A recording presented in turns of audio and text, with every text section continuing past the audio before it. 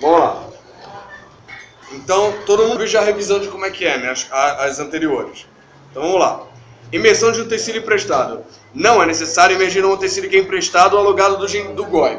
Gente, olha só. Se o GOI te emprestou ou alugou um utensílio, você não precisa fazer tevilado. Porém, essa regra só existe se o utensílio for caché. Se o GOI cozinhou nesse utensílio, se ele usou esse utensílio para cozinhar, você tem que fazer tevilá. E agalá dependendo do caso. Tá? Quer dizer, tevilá você não precisa fazer, você precisa fazer agalá. Porque a tevilá é só de um objeto que é do judeu. Para passar a ser do judeu. Tá? Vamos falar tudo e depois a gente volta aqui. Não é necessário imergir o utensílio emprestado ou alugado do gentio do GOI. O utensílio emprestado ou alugado do comerciante judeu que, adquirido do gentio, necessita de imersão sem recitação de berachá. O comerciante deve, depois, avisar ao futuro comprador para não recitar a berachá ao imergi-lo novamente na água. Tá bom? Vamos lá. Sexta lahá. O objeto com imersão é sem a berachá. Quando o judeu é dono da fábrica, a pergunta é que tinham feito. Quando o judeu é dono da fábrica de utensílios de vidro e os trabalhadores da fábrica são gentios, é preciso imergir os utensílios sem recitação da berachá. Sétima lahá. Imersão sem a berachá para objetos reparados. Quando o judeu entrega prata ou outro metal para o gentio confeccionar um utensílio, ou quando ele entrega para o conserto um utensílio com o furo que não o permita comportar a medida de um revi'i, é preciso imergi-lo ao recebê-lo de volta, sem proferir a berachá. Ou seja, o utensílio que ele estava usando não dava para ele cozinhar porque estava com um buraco. Ele mandou para o gentil consertar e voltou podendo cozinhar. Então ele tem que fazer a netilat sem a berachá. Tá? Vamos lá. Oitava lahá. Objetos sujeitos à imersão. Só é exigida imersão de um utensílio utilizado para alimento que não necessita de preparativo. Novamente, só é exigida imersão de utensílio utilizado para alimento que não necessita preparativo. Vamos entender melhor o que é isso.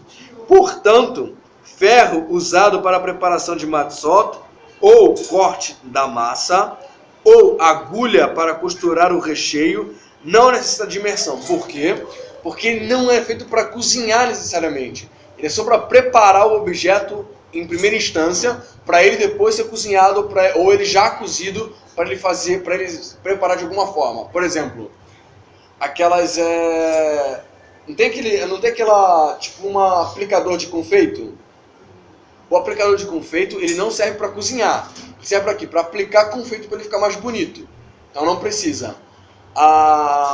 O que mais as mulheres que entendem melhor de cozinha do que eu? O que mais que é isso? Ele usa para fazer algum ornamento, mas ele necessariamente não é usado para cozinhar.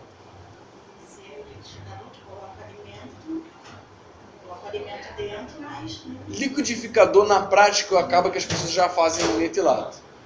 Porque acaba que você prepara os coisas ali dentro. Mas aí esse de confete, ele seria um plástico. Sim, mas ele não é usado para misturar elementos que vão fazer alguma coisa de culinária. Já o liquidificador, por exemplo, você vai bater uma massa, bate no liquidificador? Bate. Às vezes bate alguma coisa, algum molho, alguma coisa assim, então tem que fazer. Porque você está usando para preparar. Se for uma coisa para ou costurar, ou fazer fechamento, ou fazer finalização, ou fazer algum enfeite para a comida, aí não precisa. Entendeu? Então eu usei aquele confeito porque justamente é isso. Alguns pratos, inclusive, a pessoa usa aquele negócio para fazer uns carinhas, desenhos, etc.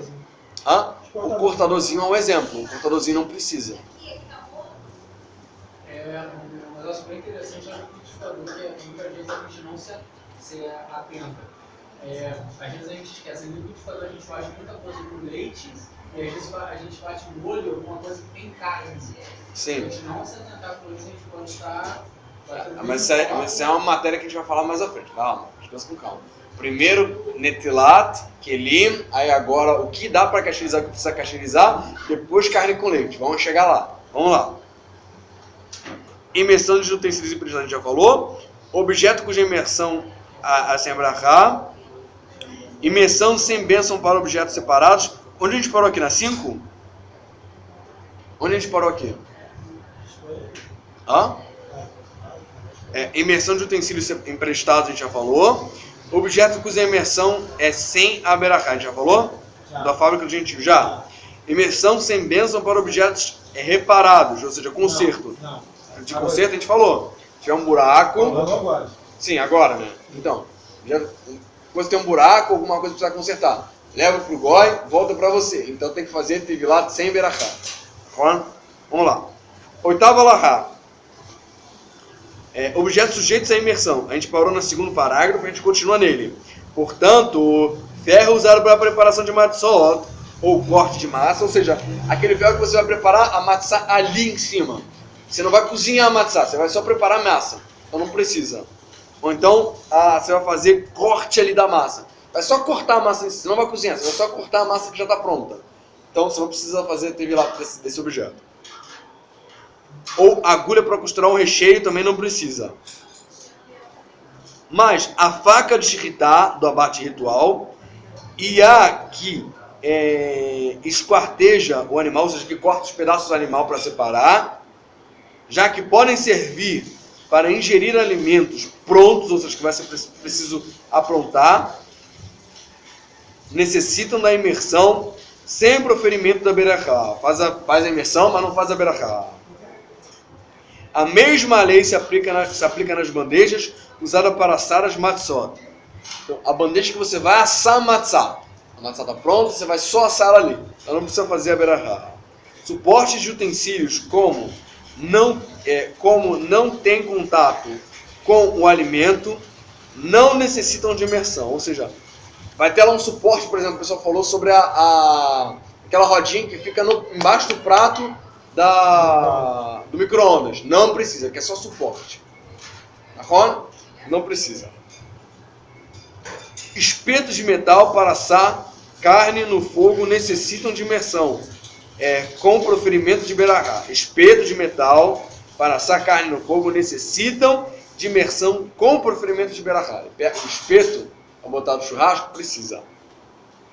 Há quem afirme que garrafas grandes de vidro, que não são usadas diretamente para beber e que só servem para armazenamento de água e depois encher os copos,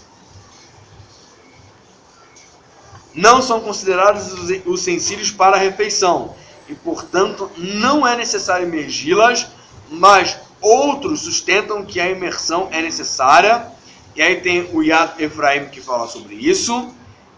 Sendo assim, deve ser realizada a imersão sem a recitação da berachá. Por exemplo, a garrafa d'água, tem opiniões que dizem que sim precisa fazer a imersão, só que não faz berachá. Vamos lá. Nona lahá. A imersão de instrumentos para moer. Ou seja, moedor de carne, moedor de como é que é o nome? Condimentos, pimenta, etc. Vamos falar sobre isso. Pilão de pimenta necessita de imersão por causa do metal. O pilão de pimenta é de metal, faz a imersão. As partes de baixo, onde o condimento é posto, pode ser de madeira, por ser de madeira, não necessita imersão. Lembrando que não precisa de imersão, madeira e barro. Então, se for de madeira ou de barro, não precisa. Meu avô tem um moedor. O senhor falou agora, minha mãe falava, eu não sei para que você fica guardando isso. Você nunca vai usar isso. Hoje eu sei que agora eu vou usar. Vou fazer a categorização dele, compro a pimenta e não preciso moer na feira. Eu posso moer em casa. Exatamente. Para ser caché. Depois de tudo eu começo a vender pimenta na garrafa. Aí. Excelente.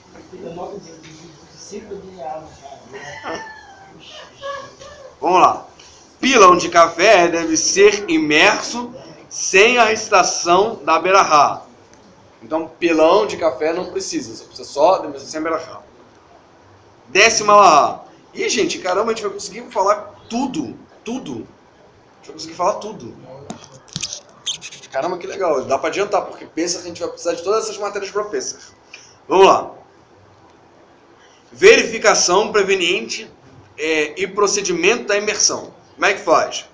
Antes da imersão é preciso verificar se o utensílio está limpo.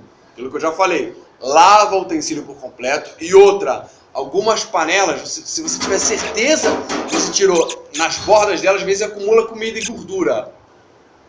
Tem que estar muito atento. Porque aquela comida e gordura, ou você faz de uma coisa, você pega um garfo de metal, alguma coisa que você consegue tirar aquilo ali dali, você raspa aquela gordura dali, para tirar tudo, para lavar, para você cauterizar, ou você torna aquilo ali não alimento. Como?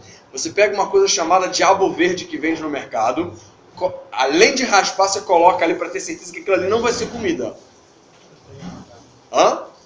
Então, coloca ali e raspa, pega uma faca pontiaguda que você vai usar só para tirar a tarefa. Você vai raspar aquelas bordas todinhas, inclusive próximas à alça. Você vai raspar e vai colocar diabo verde e vai deixar ali por 24 horas. Depois que você deixar por 24 horas, você vai de novo raspar aquele restinho que tem ali. E aí você pode fazer, dependendo do caso, a galat kelim. Se você já cozinhou com aquela panela alguma coisa que um goim já cozinhou, você vai ter que fazer a galá. Você vai ter que ferver em água quente e botar aquilo ali depois dessa higiene. Tá bom? Se não, vamos ver depois. Vamos lá. Antes da imersão é preciso verificar se o utensílio está limpo, sem sujeira ou ferrugem. Ferrugem também não pode ter. Tá? Se está com a panela com ferrugem, está na hora de trocar. As mulheres ficaram felizes, deram um sorrisinho, os homens ficaram... Vamos lá. Marca de ferrugem ou mancha escura comum que as pessoas não dão importância, não é um problema. Ou seja, se for aquela mancha que as pessoas falam assim, não tenho nojo de comer aquilo, se for um judeu, se for um goi, o goi não vai ter nojo de comer, inclusive, sei lá, formiga. Então não, mas se for um judeu que é higiênico e fala assim, tem uma mancha aqui aquelas que queima. Você queimou a panela, ficou com aquela mancha, não te incomoda, essa você pode manter. Se te incomoda, se você olha, cara, isso aqui tem risco de ter alguma coisa de resto de comida aqui que não é bom. Então você não usa mais essa panela. Você fala assim, não tem risco nenhum, tem uma mancha aqui, mas não tem risco nenhum de ser alguma coisa de comida. Você pode usar normalmente. O utensílio tem de ser imerso por inteiro, ou seja, a água está borbulhando, se caso for na agalá, tem que estar borbulhando, você tem que imergir por inteiro. Se for só tevilá, se for só imersão na água, você tem que imergir por inteiro, sem nenhuma interrupção entre a água e o objeto. Vamos lá. Para ficar totalmente envolto na água. Os utensílios de cabo precisam ser imersos por inteiro, com o cabo. Você não pode segurar no cabo. O cabo também tem que ser imerso também na água. A pessoa que mergulha o utensílio segurando-o com a mão deve mergulhar a mão antes onde irá imergi-lo e não segurar o utensílio com força. Ou seja, mesmo se você fez a imersão na mão para ter aquela água daquele mikvah, você tem que segurar muito de levezinho para a água poder penetrar naquele objeto. Tá bom? Vamos lá. Tá. Mas com suavidade moderada. Acho que você não vai deixar o negócio cair. Mas você segura ali com meio, assim, meio, só para deixar ali no controle da sua mão, para você deixar a água penetrar ali em volta.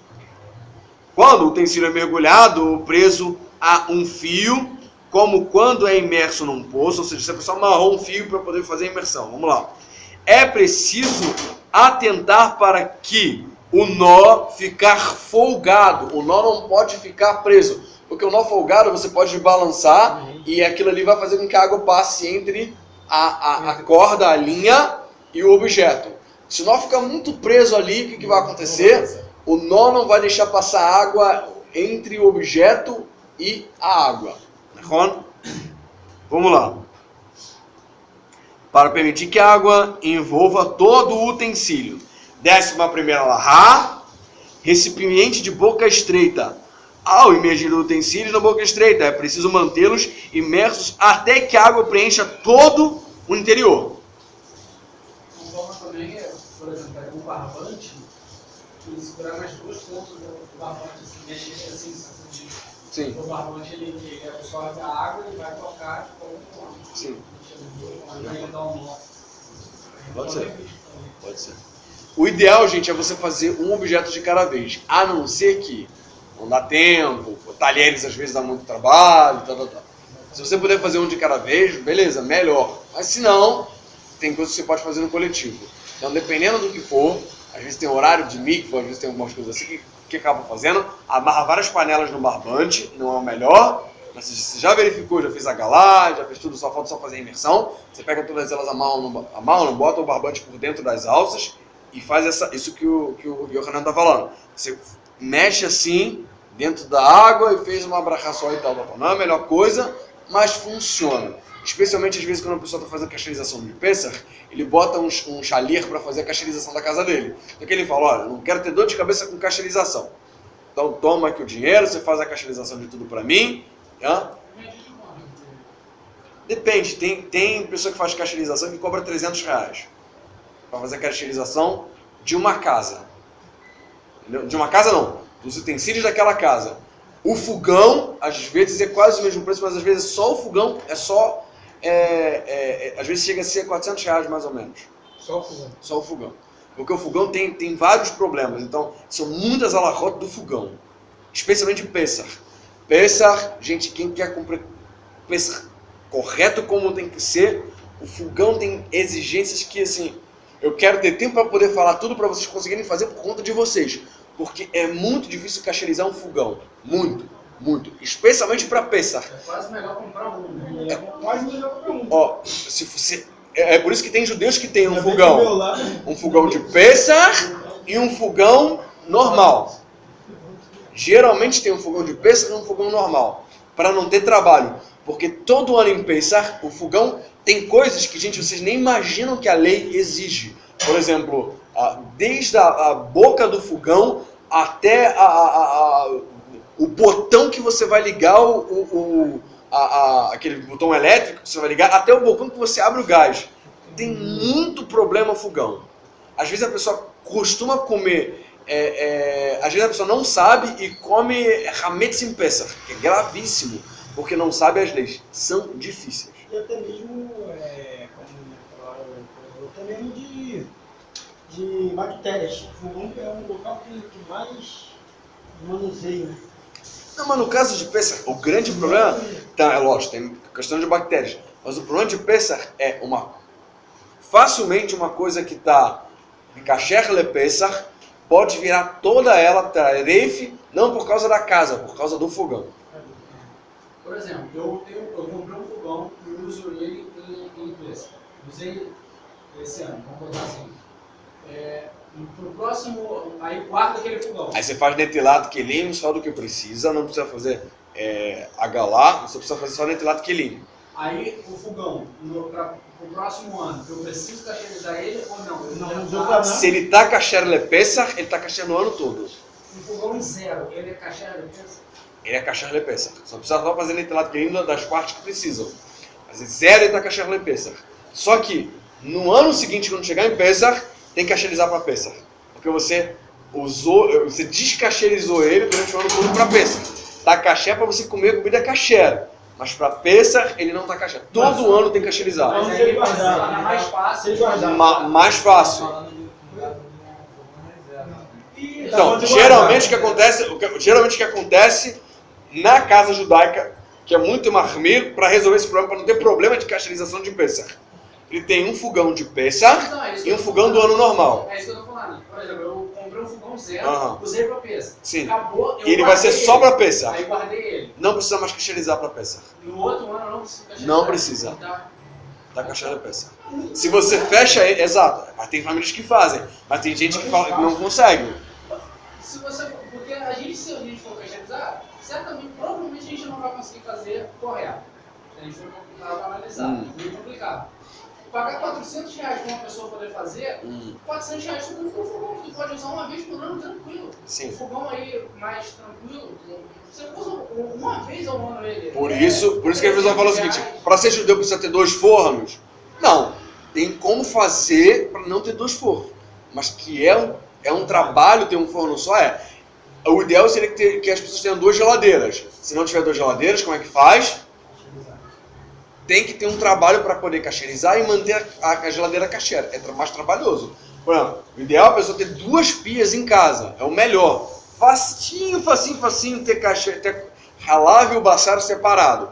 Carne e leite separado. É facinho. A mulher não tem dor de cabeça nenhuma durante o ano. Porém, quem é que pode ter 2 pias? Aí que tá. Aí você tem que aprender como faz com uma pia só, com um fogão só e etc. Na verdade, lá em casa a gente estava pensando esses dias, chegamos à conclusão que o bom seria uma cozinha com 2 pias e uma segunda cozinha só para peça. Você usa ela em peça, acabou de usar, você lacra e deixa lá. Tem lugares que é assim, tem sinagogas que é assim. Um cômodo parado o ano inteiro.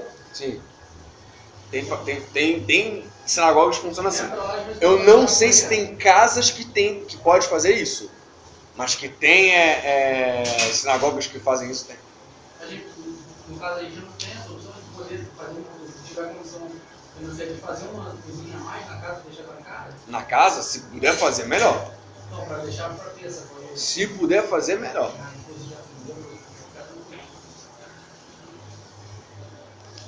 Vamos lá. Entendeu? Aí é o que acontece, gente. Tudo na vida não é só a regra. Tem também os macetes práticos de como executa aquilo. Então, como é que faz? Como é que faz com os objetos? Como é que faz? Isso a gente vai conversar mais adiante. Primeiro vamos resolver a questão da cozinha agora. Depois como cacheriza e depois como usa.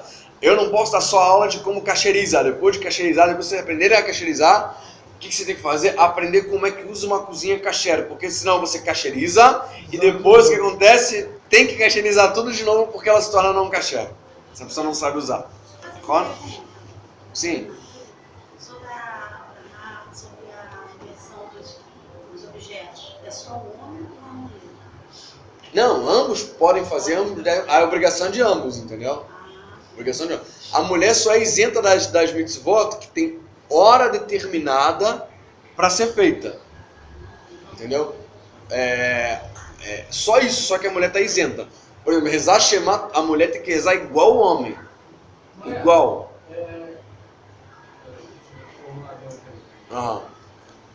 Eu posso cacherizar apenas os utensílios que eu vou usar em peça e parte da minha cozinha eu posso lacrar e fechar ela? Então, isso eu vou explicar. É assim que faz geralmente durante um ano. Por exemplo, isso aí é para Pesach, não é para dia normal. Por enquanto a gente não está em Pesach. Vou só responder porque é para pegar o gancho. Mas, gente, Pesach a gente vai falar lá na frente, calma. O que geralmente o que um judeu religioso faz durante o Pesach? O que ele faz? Pega quantas pessoas são na minha casa? São 3 pessoas? Como é que eu faço? 3 pessoas, o que eu preciso? Durante o dia, para não ficar sem prato, eu tenho 3 pratos para um, 3 pratos para outro, 3 pratos para outro. Então são 3 vezes 3, 9. 9 pratos que eu vou usar durante o dia. Tá? Então vamos lá. Para correr o risco de não poder lavar. Então vou ter que ter 9 pratos durante o Pesach. Vou precisar de quantos copos? Pelo menos 2 copos para cada pessoa. Então vou ter que contar. São 6. Eu lembrei do pessoal agora. 6 copos para que você possa ter revezamento para Pesach. Quantos talheres? Sei lá, 9 talheres durante o dia para você poder ter. Agora eu vou ficar com esse negócio na cabeça. Eu vou ficar com esse negócio na cabeça, eu vou ficar me controlando.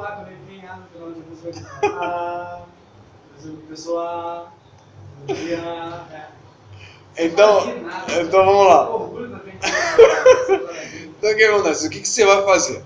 Você vai pegar e vai separar tudo aquilo que você acha que vai usar no dia para você não precisar lavar. Se sobrar. Porque imagina se faltar, tua esposa vai falar, não, vou pegar de lá de dentro que está preso. Então, o restante de tudo que está kasher, mas não está kasher lepesach, você tranca no armário, passa a chave, tranca, lacra e fala assim, proibido em Pessah. Aí você pode fazer. Entendeu? Então o que acontece? Você vai ter os objetos que vão ficar na cozinha livres. O restante que não está kasher lepessah, para você não ter problema, para você não ter trabalho para fazer, está tudo lacrado. Inclusive tem gente que tem esses talheres que só são usados em Pessah. No restante do ano ficam numa caixa. Em Pessah eles são retirados, porque são talheres de Pessah. Tem gente que compra louça de Pessah. Aí tem a louça de Pessah e a louça do ano. Quando começa o Pessah, o que ele faz? Guarda tudo o restante. Guarda todo o restante dos objetos de cozinha e abre a caixa de Pessah. Em casa já tem as louças de Shabbat. Que fica uma parte do armário que aí é só coisas para Shabbat. Exato. Aí você pode ter uma caixa, aquelas caixas de madeira que o pessoal geralmente guarda utensílios de cozinha mesmo. E aquela caixa você escreve Pessah. Pronto, kasher lepessah. Cacheriza uma vez ou compra uma vez. Para não ter que se cacherizar, compra novo, faz a galat kelim, não, tevilat kelim. Você faz a imersão dos objetos. Se precisar de brachá, você faz brachá. Se não precisar de brachá, você não faz brachá. Mas faz a tevilat kelim, você faz a imersão deles. Bota naquela caixa e lacra. Kasher lepessah, pronto, acabou. Menos um trabalho para você. Tá? E aí você tem o restante do talher durante o ano. Só que você não pode ver os... Aí que tá. Você não pode ver os objetos que não são kasher lepessah. Se você guardou no armário, lacrou, você consegue ver, você está descumprindo a mitzvah. Juro. Eu posso lacrar a minha cozinha por inteiro, pegar só a minha louça de Pessah que eu tenho e comprar a minha comida, kasher, no restaurante kasher, tudo direitinho. Se o restaurante for kasher lepessah, pode. Kasher? Sim. Mas você não pode ver a sua cozinha. Se a sua cozinha tem aquela porta que tem um vitral, tem que esconder com um pano para não ver. Mas tem outra coisa relacionada não aos talheres de cozinha, mas tem as coisas relacionadas à comida. É isso que a gente vai falar depois. Agora, senão a gente não sai desse ponto aqui. Vamos primeiro encerrar isso aqui, depois a gente volta para Pessah. Isso tudo vai ser uma coisa que a gente vai falar, tá, gente? Não se preocupem por agora. Tem muitos meses para Pessah. Pessah vai ser lá para março, abril. Então, por enquanto, a gente está falando de casterização, porque também prepara para Pessah. Hã? Não, mas corre muito rápido. Mas assim, o que a gente precisa agora é o quê? Cacherizar a cozinha e como usa a cozinha kasher. É mais duro usar a cozinha kasher do que cacherizar. Cacherizar relativamente é fácil. Só saber as regras e cacherizar. O problema é manter ela kasher. Gente, olha, uma pessoa que consegue manter uma cozinha kasher sabe que é difícil e às vezes tem que separar o material. Isso aqui vai para galar, isso aqui vai para tevilah. E aí daqui a pouco a tua cozinha vai ficando vazia, vai ter acumulando num balde os materiais que você precisa fazer cacherização. Aí fica lá, cara, eu vou ficar sem coisa na cozinha. Porque já você não, uma panela você deixou ela tarefa sem querer, você não vai pegar aquela panela e vai fazer logo tevilah. Quem quiser pode fazer. Mas quem usa a cozinha sabe que às vezes acontece. Então o que você vai fazer com aquela panela? Vai colocar num balde, que o balde vai ficar para guardar coisas tarefa. Para poder cacherizar.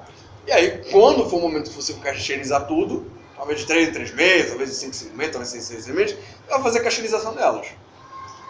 Entenderam? Lembrando que nesse período de agora, até chegar mais ou menos ali no fevereiro, tem que comprar bastante comida fora.